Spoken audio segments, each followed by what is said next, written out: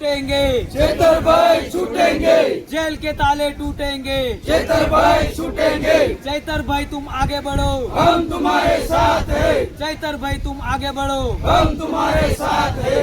जय जोहार, जय आदिवासी, जय जोहार, जय जोहार, जय जोहार, जय आदिवासी, जय जोहार, जय आदिवासी, जय आदिवासी, जय जोहार।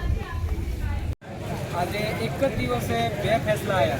એક હાર્દિક પટેલ જે દેશદ્રોહ જેવા ગંભીર ગુનામાં સંડોવાયેલા હતા, એમનો કેસ સરકાર પાછો લઈ લે છે અને ચૈતરભાઈ વસાવાને આજે 7 વર્ષની સજા કરી છે।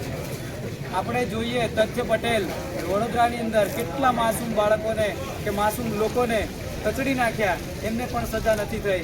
ઘણા એવા ભાજપના નેતાઓ છે, એમને આજ દિન સુધી કેસો નથી ચાલ્યા નથી કે સજા નથી થઈ। પણ આજે આપણે ચૈતરભાઈ વસાવાનું જૂનું ઇન્ટરવ્યૂ જોઈએ, જ્યારે નર્મદાની જિલ્લા પંચાયત બેસાડી અને કવાંટની 6 જિલ્લા પંચાયત અને છોટાઉદેપુર જિલ્લામાં તાલુકા પંચાયતો પણ બેસાડી, ત્યાર પછી એમનું ઇન્ટરવ્યૂ આપણે જોશું તો પણ એમને ખબર જ હતી કે આ ભાજપની તાનાશાહી અને ભાજપ એ ગમે ત્યારે જેલમાં નાખી શકશે। આનાથી સ્પષ્ટ થાય છે કે આદિવાસી યુવાન, આદિવાસી નેતા જ્યારે આદિવાસીના હક્કો માટે જ્યારે લડે છે, જ્યારે વિચારે છે, એમને દબાવવાની કોશિશ થઈ રહી છે। આજે આદિવાસી ટાઈગર